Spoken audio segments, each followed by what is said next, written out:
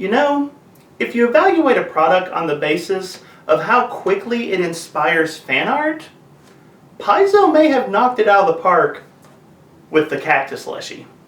I'm serious, I have seen a ton of fan art on this thing, and it blows my mind how popular this has gotten. Today we'll be reviewing the Lost Omens Ancestry Guide for Pathfinder 2nd Edition on this episode of the Local Disaster Tour Guide.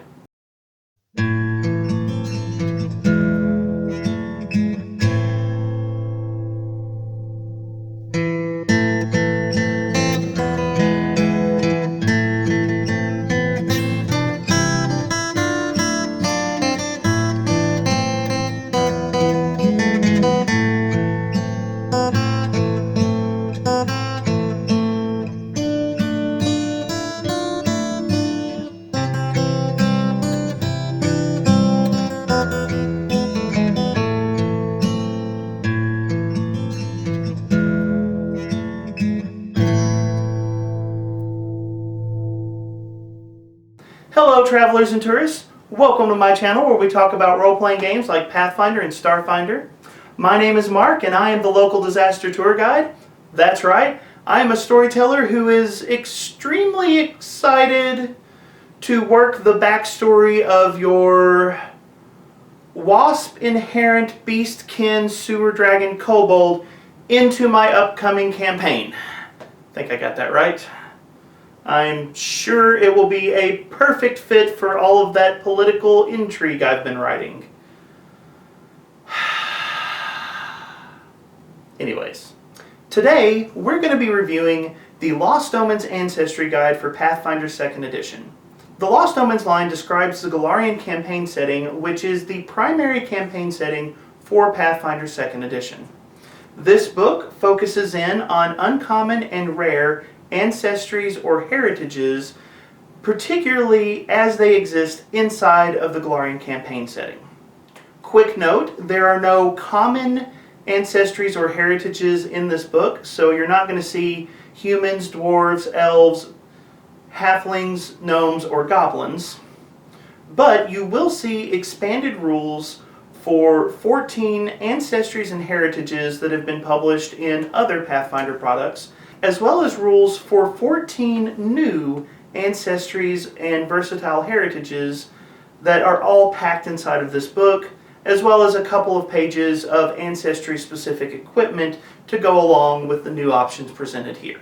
Today, I'm going to present my thoughts on this book, on its strengths, its weaknesses, and on the value that I think it might bring your gaming table. Now, a couple of notes on this review. Number one, this review is not sponsored in any way. Paizo did not send me this product or ask for this review. I bought this book on my own because I was interested in it for my game, and so I'm just kind of offering my thoughts on a product that I picked up. And as with any review that I do on this channel, always remember this is just my opinion. Take it with a grain of salt. I am some random guy on the internet, and my opinion is just that. It is an opinion. I always recommend try before you buy. I'll do my best to give you my honest thoughts, but if you have the opportunity to check this book out at a local gaming store or borrow it from a friend, that is going to give you the best information about whether or not this is a product you want to invest in yourself. With all of that in mind, let's get started. With all of my reviews, I like to begin at the end and talk about my overall thoughts for the product, and then kind of work my way through the review so that you can see how I came to those conclusions. And since we will be beginning at the end, that means that I'm going to be beginning this review with what may be the most controversial thing that I'm going to say. My overall grade for the Lost Omens Ancestry Guide is a B-. Now, give me a chance to defend that grade.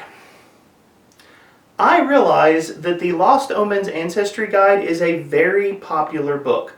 A lot of people are speaking very highly of it, and if I'm being honest, this is a book that I really like. My grade may seem at odds with the perception of this book in the gaming community, but I promise that I came to this conclusion for a genuine reason. And that reason largely boils down to the kind of book that we're talking about. This book is a very narrowly focused book.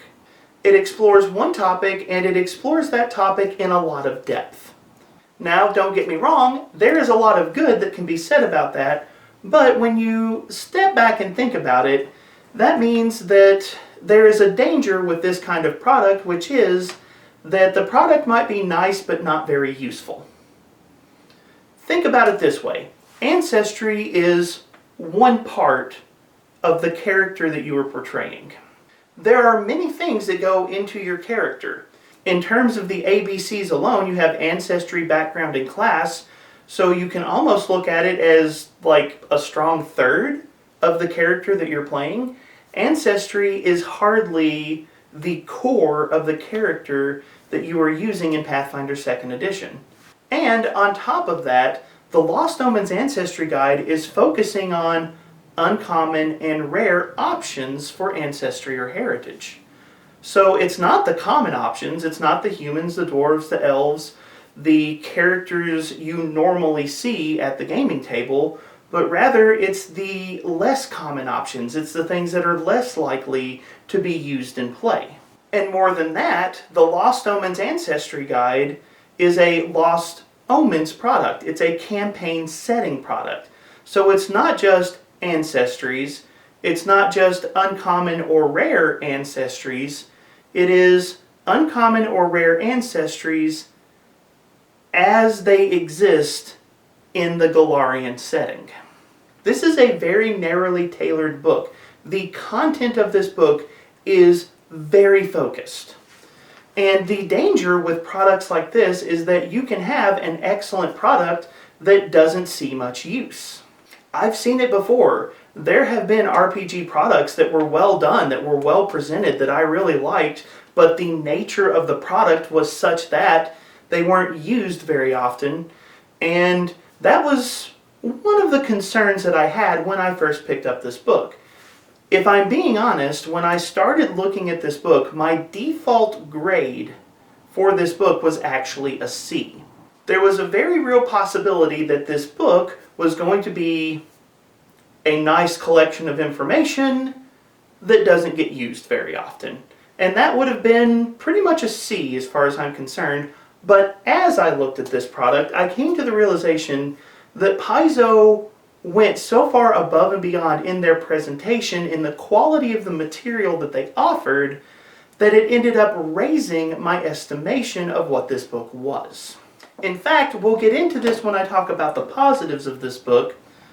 The Lost Omens Ancestry Guide is easily one of the top 3 books in the Lost Omens series as far as I'm concerned, and there's an argument to be made that it could be the best book in the Lost Omens series.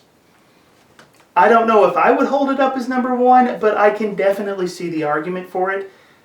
Paizo really brought their best game to this product, and they turned what could have been just a niche product into a rather exemplary example of what this kind of product can be.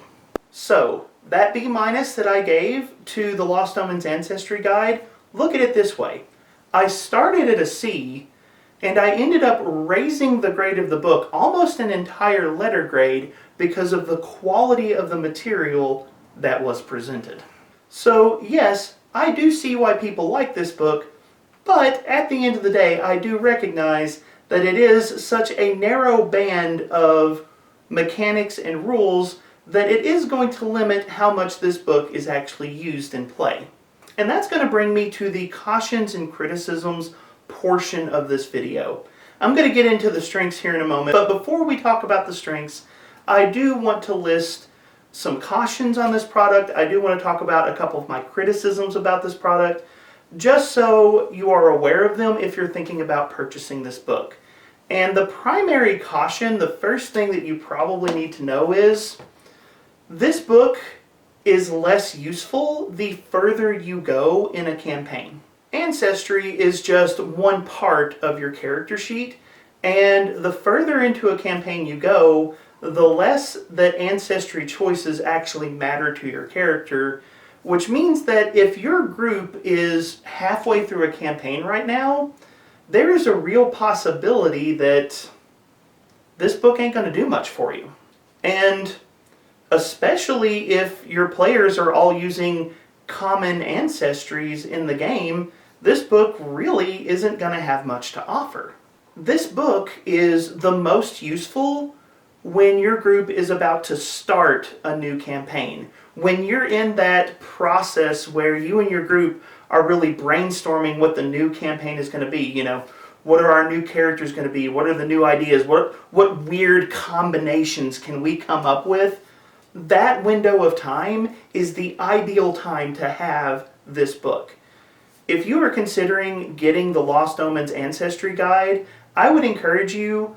This book is really good right before you start a new campaign. That is probably the ideal time to pick this book up.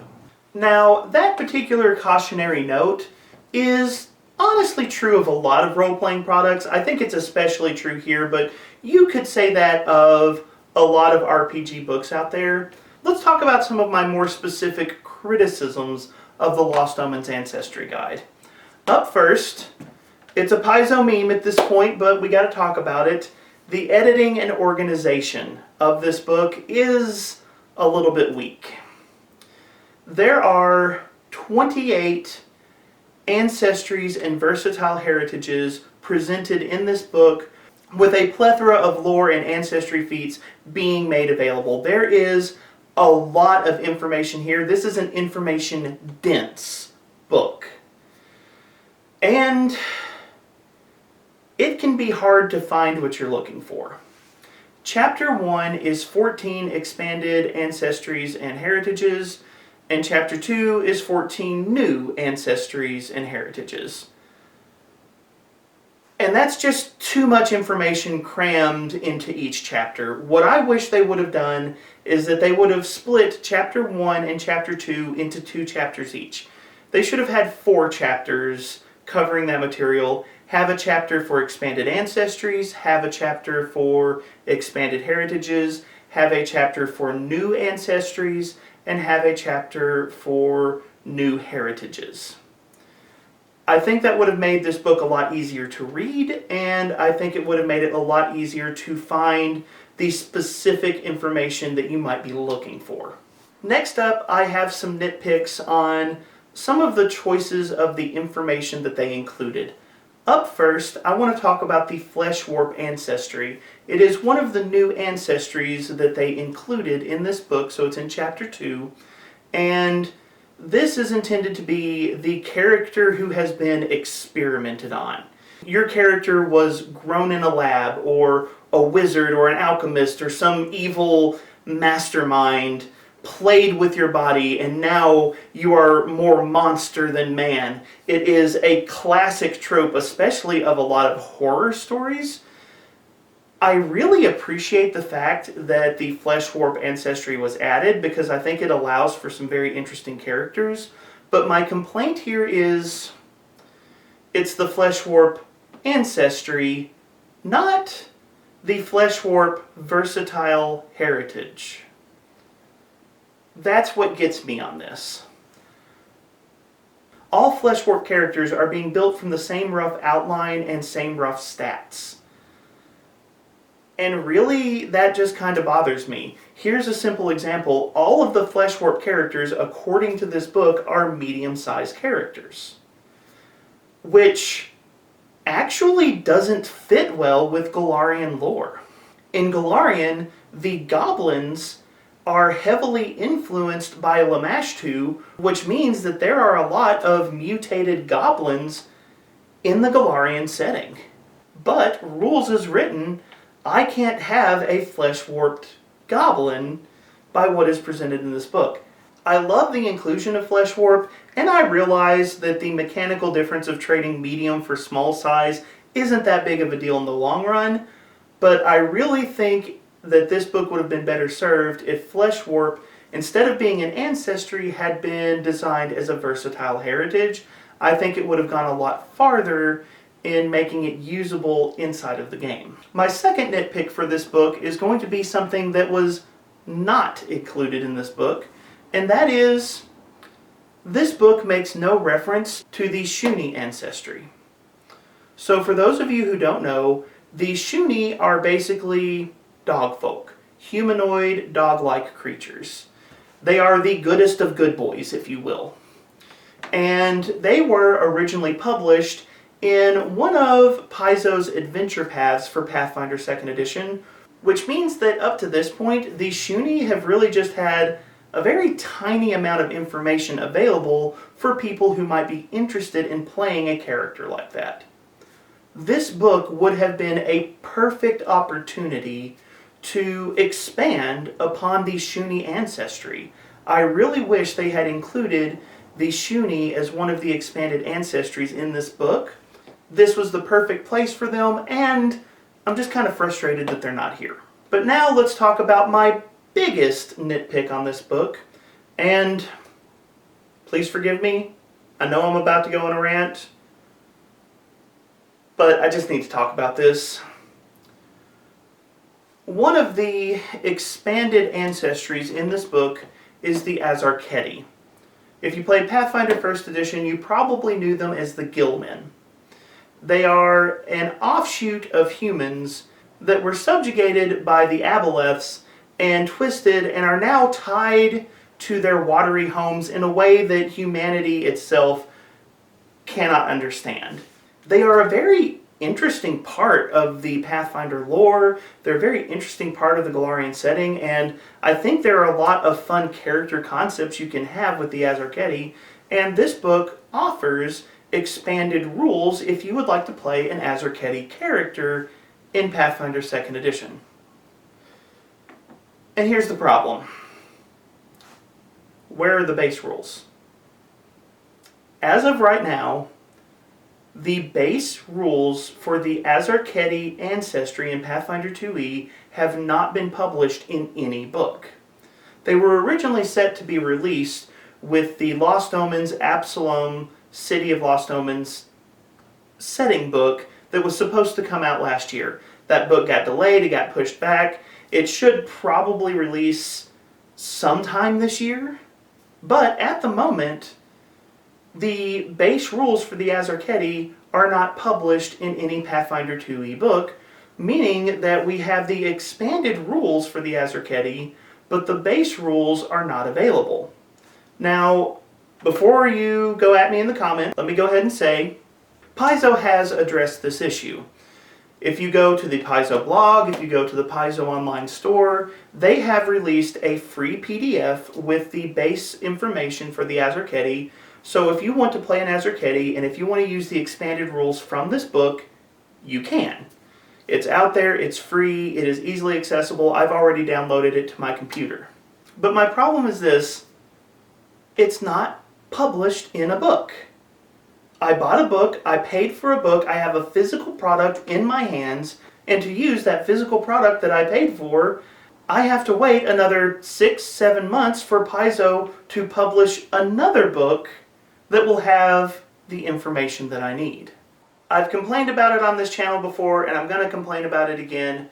Paizo has really frustrated me with the Lost Omens series because frequently with this series, the books are interdependent with one another, where you can't use the information in one book unless you have access to another book in the series, and this time you can't use information in one book unless you have access to another book in the series that's not even published yet.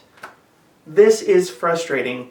Yes, I appreciate the free PDF that was put out, but Paizo, it feels like you're punishing the people who are actually buying your products. This is a problem with the Lost Omens line.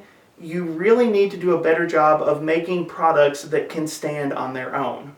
Now, I know some of you may be saying, what could Paizo have done instead? And there were options here. First off, I've already said that the Flesh Warp shouldn't have been an ancestry, it should have been a heritage. So in the new Heritages chapter, kick the Flesh Warp over to the Heritages section, and then use the Azarketi as a new ancestry, and then when the Absalom City of Lost Omens book comes out, you can put the expanded rules for the Azarketi in that book. But you may be asking, what about Chapter 1 of this book? If you take the expanded rules for the Azarketi out of Chapter 1, what should be put in its place? Remember the Shuni that I mentioned earlier? They really could have organized this book better to be a reflection of where their product line is right now. And yes, I realize 6 months from now this rant will mean next to nothing, but for right now it is very frustrating. I wish Paizo had thought this through a little bit better. But, as I said, overall I do like this book. I really think Paizo has brought a lot of great things to the table with the Lost Omens Ancestry Guide, so let's leave the criticisms behind and let's talk about the strengths of this book. Now, I've already alluded to what is probably the primary strength of the Lost Omens Ancestry Guide, which is just the content density. When you have a product that is so focused, you have an opportunity to really deliver a lot of content, a lot of depth of content, a lot of value of content, and Paizo has done that here. There is an incredible amount of information in this book. 14 expanded ancestries and heritages. 14 new ancestries and heritages. That's 28 different sets of information and choices that you present to players. That is just a ton of stuff. I'm not even going to try to remember it all. Please forgive me from reading from my notes. But really quick, here's the list of options that are available in this book. In Chapter 1, Expanded Ancestries and Heritages, for ancestries you have the Azarketi or Gilmen, you have the Catfolk, Hobgoblins, Kobolds, Leshy, Lizardfolk, Orcs, Ratfolk, and Tengu. And then for the versatile heritages, you have expanded options for the Aasimar, Changelings, Dhampir, Duskwalkers, and Tieflings. Then in the new Ancestries and Heritages chapter, for ancestries you have androids, fetchlings, fleshwarp, kitsune, sprites, and strix. And then for new heritages, you have the Aphorites, the Beastkin, the Gonzi, and then you have the Geniekin, which is actually 5 different versatile heritages: Ifrit, Oread, Suli, Sylph, and Undine. Let's just pause and reflect on the wealth of information that Paizo has provided. They brought a lot to the table. If you are looking for character options, this is your book. There is a ton here.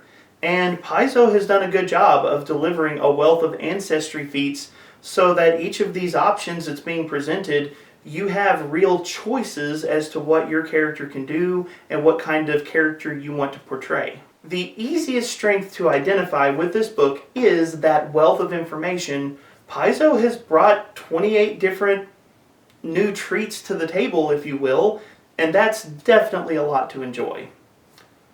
But I want to take a step back for a moment because I think that this book actually does something interesting to the meta game of Pathfinder 2nd Edition. You see, there is an element of Pathfinder 2nd Edition that I don't think gets the credit it deserves because other elements of the game just kind of outshine it.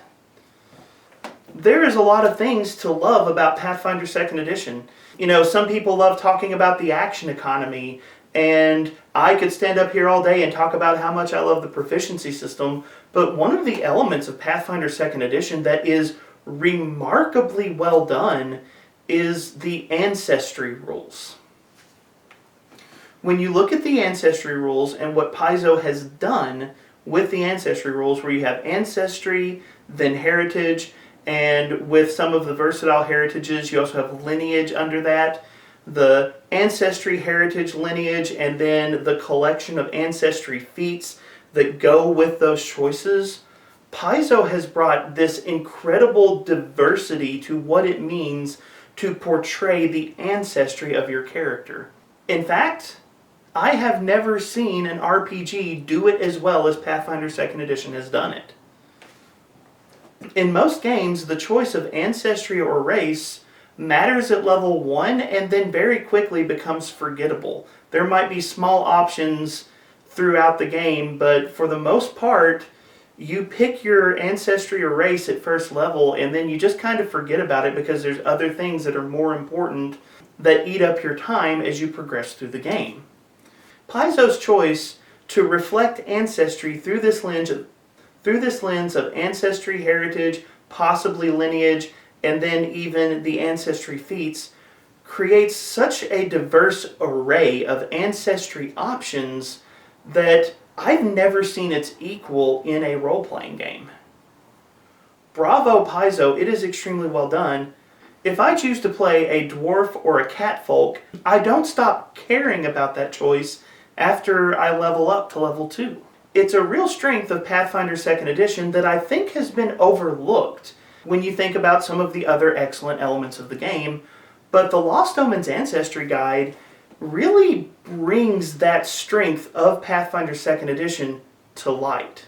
I could spend a lot of time on this, but let's just pause and appreciate the fact that at this point, Paizo has delivered over 20 different ancestries, each with at least 3, if not 4 to 6 different heritages for those ancestries, along with another 10 versatile heritages that could apply to any ancestry. That is an impressive wealth of character options. The Lost Omens Ancestry Guide is Paizo showing off how well designed this aspect of their game is. In fact, I think that this book is going to warp the way I use Pathfinder 2nd Edition, and it may impact your gaming table as well. In the Game Mastery Guide, they have optional rules that you can use for Pathfinder 2nd Edition, and one of the optional rules is the Ancestry Paragon optional rules, which was basically, if you want more Ancestry stuff, here's how to do it. And when I saw the Ancestry Paragon optional rules, I remember thinking, why would I ever use that? That seems excessive. That seems just unnecessary to me. And now, from the core rulebook, the Advanced Player's Guide, the Lost Omens Character Guide, and the Lost Omens Ancestry Guide, and some of the other supplemental materials that have been spread around, there are so many Ancestry options that I kind of feel like, when will my players ever be able to use all of this? And suddenly I'm like, I feel like I need to use the Ancestry Paragon rules just so my players can experience the wealth of options Paizo has presented. That speaks volumes about how impactful this book may be to Pathfinder 2nd Edition as a gaming system. I want to implement alternate rules just so my players can use this material and get the full effect of it. That speaks to the quality of this book. Now, it would be impossible to go through 28 different ancestries and heritages and hit everything in this book, so I'm just going to give a sample of some of the things that have jumped out to me personally. However, I do recommend that if you can get a hold of this book, that you go through and check out the options, because the quality of this material is consistently excellent. And there is a lot to love here, but I just want to hit some of my favorites. In Chapter 1, you have the expanded ancestries and heritages, and there is a lot of good stuff here, but in terms of the ancestry options, I have to say that the Hobgoblins probably got the most from this book. The Hobgoblins were originally presented in the Lost Omens Character Guide, and in that book, they were really a less than optimal option. A lot of the Hobgoblin options in that book required Hobgoblin allies, so unless your entire party was Hobgoblins, you really didn't want to play one yourself. This book has taken the time to give Hobgoblins options that can work with non-Hobgoblin allies, making the ancestry a lot more playable. And that's just something I really appreciate. The Hobgoblin story inside of Golarion is interesting, so I like the fact that they took the time to make Hobgoblins a more playable option inside of the game. My favorite new Hobgoblin option is one of their new heritages, the Steel Skin heritage, which makes them more resistant to persistent damage. If you've played Pathfinder 2nd Edition for a while, you know that persistent damage can be a real pain in the neck, and so having an option that makes you more resistant to persistent damage, that is very appealing. I definitely love the Steel Skin Hobgoblin heritage. But my favorite thing in Chapter 1 has to be some of the new options for the Duskwalker Versatile Heritage. The Duskwalker Versatile Heritage is a heritage that basically represents people who have come back from the dead. Pharasma has granted your character permission to return to life for one reason or another, and now you're traveling around the world once again for some possibly unknown reason. And the thing that I really like about the Duskwalker Versatile Heritage in this particular book is what I'm going to call the How Did You Die feats. At level 1, Duskwalkers can select one of 3 feats that represents how you died the first time around. Chance death, deliberate death, or willing death. A chance death would be a character who dies in some kind of freak accident, like you're struck by lightning one day. A deliberate death would represent a character who was killed by someone. Maybe you were murdered, maybe you were executed, but somebody killed you on purpose. And then the willing death represents people who died sacrificing their life for somebody else. And the cool thing about these 3 heritage feats is they all give your character a unique reaction. So, for example, if you have the deliberate death feat where someone murdered you in the past life, you now have a reaction where if somebody knocks you unconscious, you get to make a melee strike against them before you go down. I love this. This is such a great storytelling trope that has been given mechanical life to the game.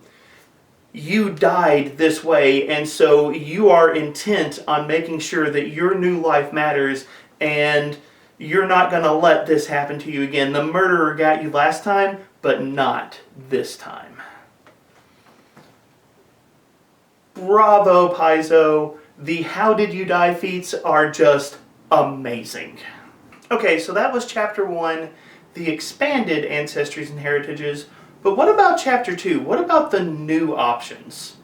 Well, there is a ton of cool stuff here. I'm going to be honest, it's kind of hard for me to pick a couple of favorites in this chapter just because of how much cool stuff Paizo put in here. So this is definitely a chapter that you're going to want to investigate for yourself.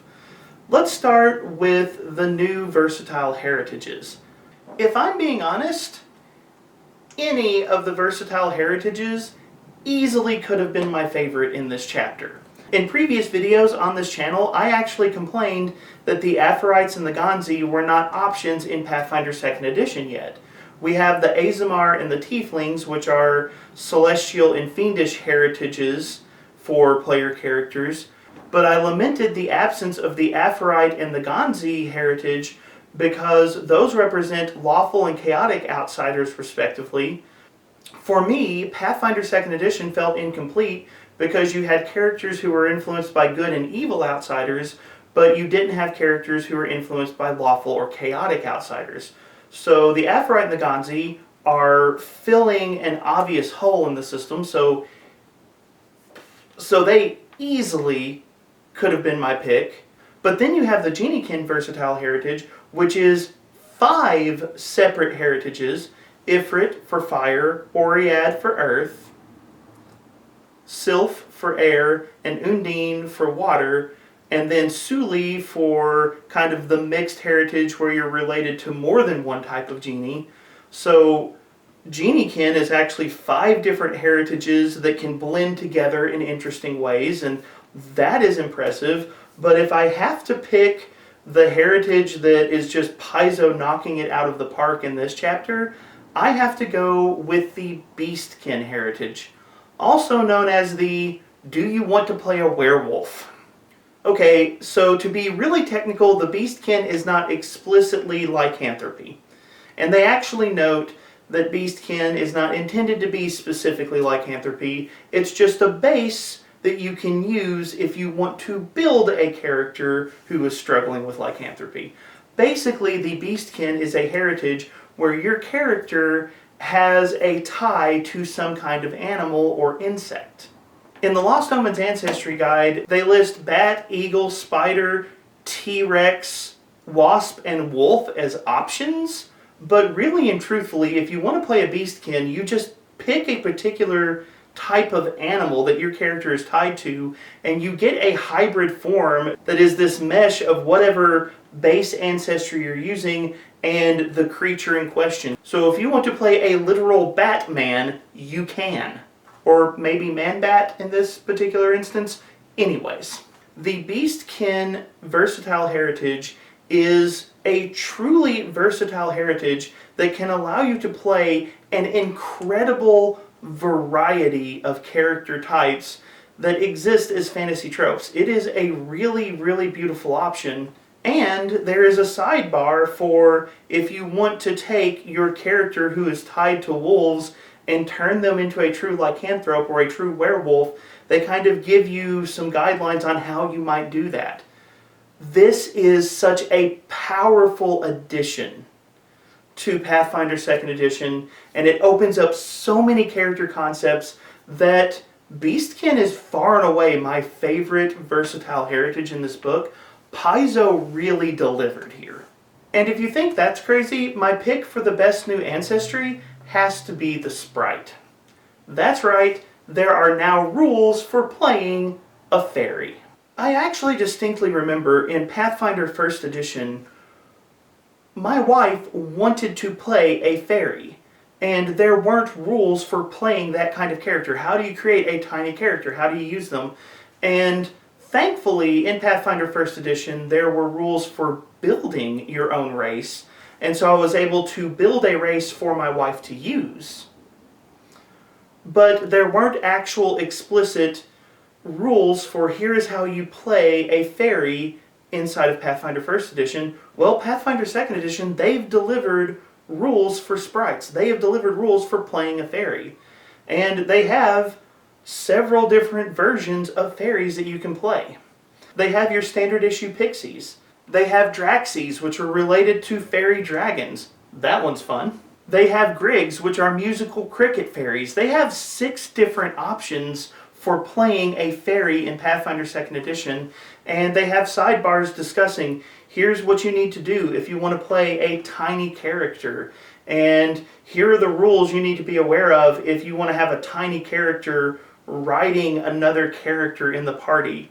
They took the time to think through what it would mean to play a fairy in a fantasy role-playing game and then presented those options. That is amazing. For a long time, the majority of rules in any fantasy RPG, you had small characters, you had medium characters, but other sizes were few and far between. This is the first serious dive into playing something other than a small or medium-sized character in Pathfinder 2e. So it's fun to have fairies, but it's also fun to see the rules for tiny creatures. And by the way, I'm not going to dive into it here because it'd take too long to hit everything, but there are at least 2 ancestries or heritages in Pathfinder 2e now that can eventually become large-size player characters. Paizo is really opening up the doors to a variety of incredible character options. I absolutely love what they have brought to the table, and every single ancestry and heritage in this book feels pretty well developed. My only real complaint in terms of options presented is what I said earlier about I wish Flesh Warps had been a versatile heritage instead of just a straight ancestry. But in all other regards, the content in this book is just extremely well done, and there is a wealth of incredible options for players at your gaming table. So, this is definitely a book I think you should check out. But those are my thoughts. Now it's time to turn the conversation over to you.